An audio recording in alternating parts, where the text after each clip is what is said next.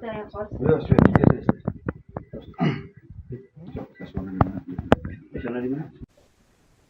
Polisi menangkap pelaku yang diduga telah menghilangkan nyawa ZA, siswa kelas 7 SMPN 26 Bandung. Korban ditemukan tewas tergeletak di semak belukar di bekas objek wisata Kampung Gajah di Kabupaten Bandung Barat pada Jumat 13 Februari malam. Kedua pelaku sempat dilaporkan melarikan diri ke Tasikmalaya dan akhirnya kembali ke Garut sebelum akhirnya ditangkap pihak polisian. Saudara, saat ini kami sudah terhubung dengan jurnalis Tribun Jabar, Rahmat Kurniawan. Rahmat, selamat siang. Selamat siang, Rima dan Tribuners. Baik, Rahmat, bisa Anda laporkan bagaimana proses penangkapan dua pelaku yang ada di Garut ini?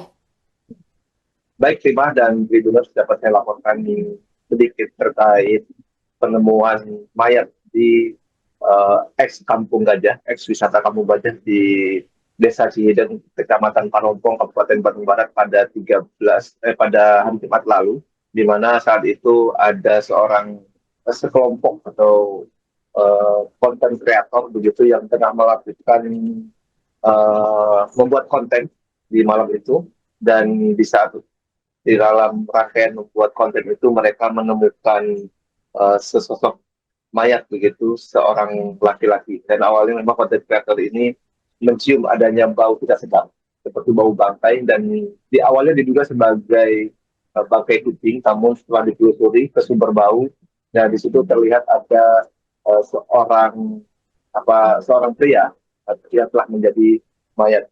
Memang tadi pagi Kapolres Cimahi mengatakan bahwa mayat yang ditemukan di ex wisata Kampung Gajah itu merupakan korban pembunuhan, dan tadi malam dini hari sekitar pukul 2 dini hari Polres Cimahi melalui Satreskrim dan unit Resmob Polres Cimahi telah melakukan penangkapan terhadap dua terduga pelaku inisial YA dan APR. Begitu, Rima. Baik, pelaku dilaporkan ditangkap di wilayah Garut. Terus kemudian siapa identitas para pelaku ini, Rahmat? Apakah memang para pelaku mengenal korban sebelumnya? Baik, Rima dan Tribunus, dapat saya laporkan juga bahwa dari keterangan pihak kepolisian dari pihak Polres Cimahi, ketika ada laporan penemuan mayat di ex wisata Kampung Gajah ini, polisi kemudian melakukan olah TKP dan melakukan penyelidikan. Dan memang di saat pemeriksaan inafis didapati bahwa ada luka di bagian kepala dan di bagian perut.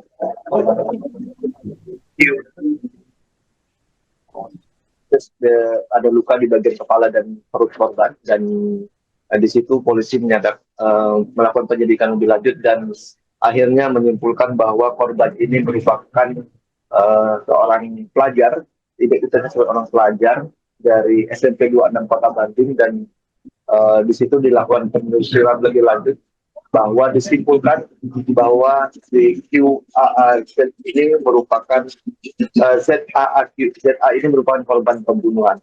Dan dari hasil pemeriksaan polisi kemudian mengarah kepada dua pelaku yaitu YA dan APM. Dan memang YA dan APN ini merupakan warga Garut ya. Dan tadi malam polisi melakukan penangkapan di Garut ini terhadap keduanya. Dan dapat dilaporkan juga bahwa korban dan pelaku ini memang telah saling kenal sebelumnya, di mana korban ini memang berasal dari Garut, kemudian pindah sekolah di Kota Bandung, dan tadi disampaikan oleh pihak kepolisian terkait dengan motif mengapa korban tega dihabisi oleh pelaku. Dan tadi disampaikan bahwa secara tersirat pelaku dan korban itu telah mengenal sejak lama, dan pelaku ini disebut sakit hati karena korban mengambil sikap untuk menghentikan pertemanan. Begitu, Rima. Baik, Rahmat, saat ditemukan jasad korban dilaporkan mengalami sejumlah luka. Dari hasil otopsi sendiri ada berapa luka yang diderita oleh korban, Rahmat? Baik, Rima dan Tribuners, di saat dilakukan pemeriksaan di TKP bahwa polisi mendapatkan luka di bagian kepala dan di bagian perut. Tadi disampaikan bahwa di bagian kepala itu merupakan pukulan dari benda tajam, dan tadi di saat ditunjukkan ternyata benda yang dipukulkan di bagian kepala itu adalah sebuah botol yang dari pengakuan pelaku memang botol itu berada di TKP kejadian. Dan selain itu ada juga luka tusukan di bagian perut dari sebilah pisau atau sangkur yang memang telah dibawa oleh salah satu pelaku ini, yaitu inisial YA, dan disebutkan tadi ada luka 8 luka tusukan di bagian perut. Dari pengakuan pelaku terhadap polisi memang ada adegan atau aksi penusukan yang dilakukan oleh pelaku terhadap korban sebanyak 8 tusukan. Begitu, Rima. Ya, kemudian bagaimana tindak lanjut dari pihak polisian mengingat pelaku ini masih di bawah umur?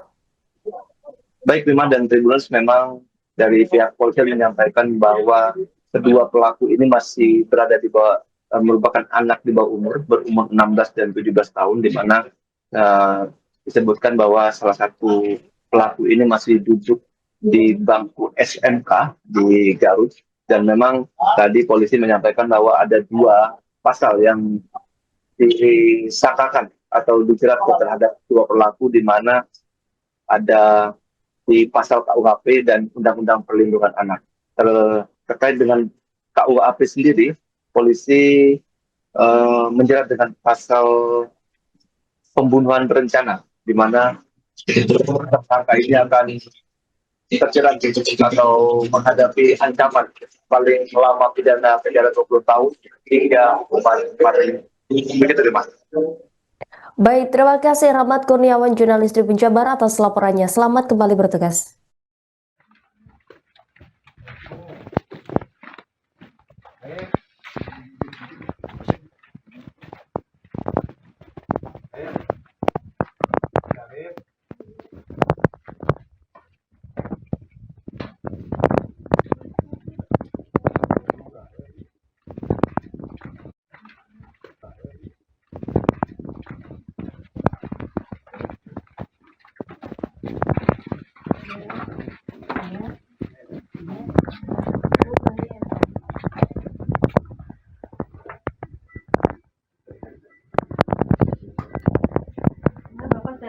Ya, sudah 3 selesai. Sana di mana?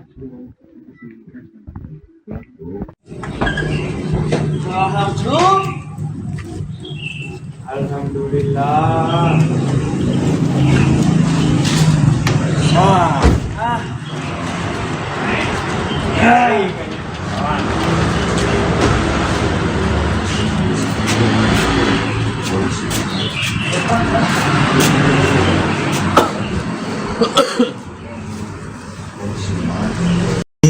Yang berawal dari penemuan jenazah oleh beberapa saksi, yaitu saksi GR dan saksi SA di saat sedang melaksanakan live TikTok yang ada di lokasi atau daerah X Kampung Gajah. Baik pada hari ini atau pada malam tadi, alhamdulillah Satreskrim Polres Cimahi yang dipimpin oleh Bapak Kasatreskrim bersama dengan Kanitresmob dan seluruh anggotanya berhasil mengamankan 2 orang pelaku dengan inisial YA dan AP, yang mana kedua pelaku masih di bawah umur, kurang lebih 16 dan 17 tahun. Yang bersangkutan diamankan karena terkait dengan jenazah ataupun korban yang ditemukan di daerah X Kampung Gajah, yang mana pada saat awal ditemukan, yaitu hari Jumat tertanggal 13 Februari, ditemukan oleh 2 orang saksi yang sedang melaksanakan kegiatan konten atau live TikTok di lokasi tersebut. Kemudian pada saat awalnya yang menduga bahwa adanya bangkai kucing karena tercium bau yang kurang atau bau yang tidak bau membusuk gitu ya, sudah membusuk, itu ternyata setelah didatangi adalah jenazah laki-laki atau seorang pria. Kemudian dari laporan tersebut dilakukanlah olah TKP pada hari tersebut juga di malam hari, dan kemudian pada saat olah TKP ternyata ditemukan dari olah TKP awal dan juga dari melakukan visum awal, yang mana sekarang juga sudah dilakukan otopsi, di mana terhadap korban ternyata ada beberapa luka, yaitu yang pertama luka di bagian kepala, luka benda tumpul di bagian kepala sehingga mengakibatkan robek, dan kemudian juga ada luka tusukan kurang lebih 8 kali tusuk di bagian perut. Kemudian berdasarkan hasil keterangan dan hasil olah TKP, alhamdulillah dalam kurun waktu 1 kali 24 jam seperti yang kami sampaikan di awal, berhasil diamankan 2 pelaku, yaitu YA dan APM, di mana antara pelaku dan korban saling mengenal. Kemudian terhadap pelaku diamankan juga beberapa barang bukti yang mengarah milik daripada korban. Salah satunya adalah jaket.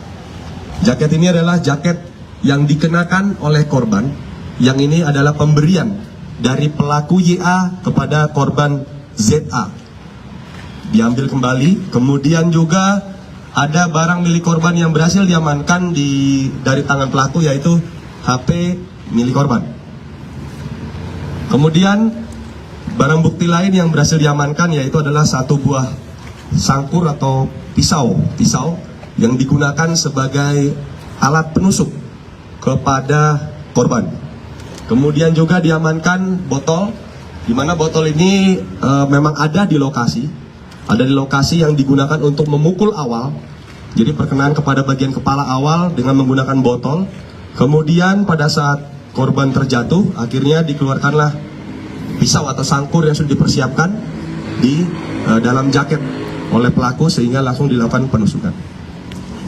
Kemudian berdasarkan hasil keterangan maupun saksi yang sudah diperiksa, kurang lebih ada 9 saksi, dan berdasarkan dari keterangan dari 2 tersangka maupun hasil full bucket yang di lapangan, tersangka diamankan di daerah Garut, tepatnya di Kecamatan Banyuresmi.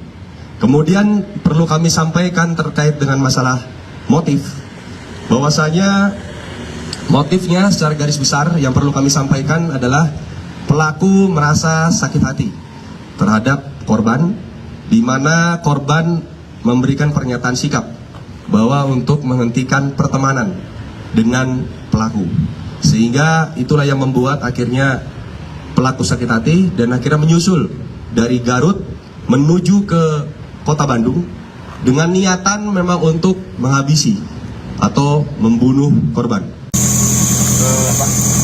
Ya, 2, 3.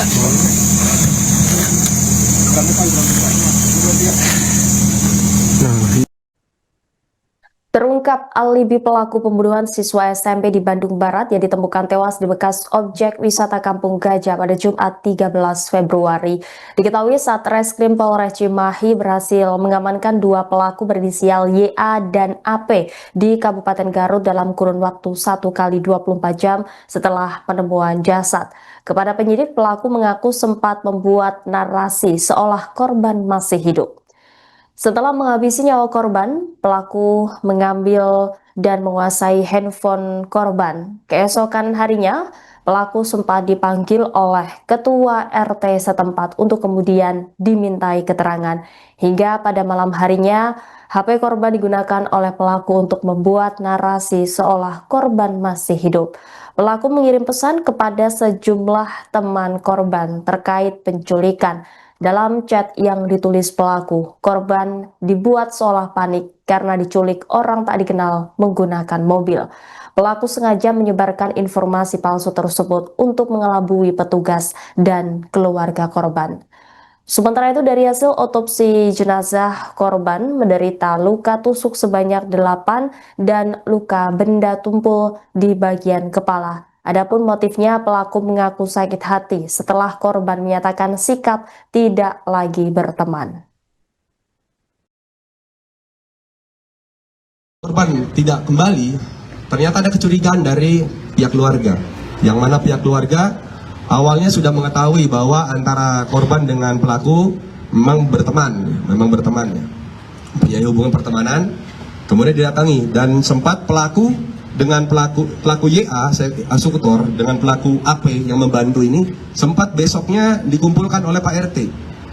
Dikumpulkan oleh Pak RT dan ditanyakan di sana bahwa pernah nggak melihat dengan korban. Kemudian pelaku menyampaikan saya tidak pernah melihat, dan di situ sudah muncul alibi-alibi berbohong, tidak ada. Malam harinya HP korban ini digunakan oleh pelaku untuk memunculkan alibi seolah-olah korban itu masih hidup. Jangan dia mengechat ke beberapa rekannya bahwa saya disebutkan saya diculik. Itu yang menyampaikan adalah itu sudah dalam penguasaan pelaku. Jadi pelaku ingin memunculkan sosok korban yang seolah-olah masih hidup. Jadi dia yang menguasai semuanya. Dia menguasai semuanya, dia ngechat saya diculik, dia ngechat semuanya. Jadi itu beberapa hal yang bisa kami sampaikan, dan dari kejadian ini tentunya perkenaan pasal yang kami sangkakan terhadap dua pelaku ini adalah pasal 80 ayat 3 Undang-Undang Nomor 35 tahun 2014 tentang perubahan Undang-Undang Nomor 23 tahun 2002 tentang perlindungan anak, dan pasal 459 Undang-Undang Nomor 1 tahun 2023 tentang KUHP terkait dengan pembunuhan berencana, yang mana ancamannya adalah pidana mati atau penjara seumur hidup atau penjara paling lama 20 tahun. Download Tribun X sekarang, menghadirkan lokal menjadi Indonesia.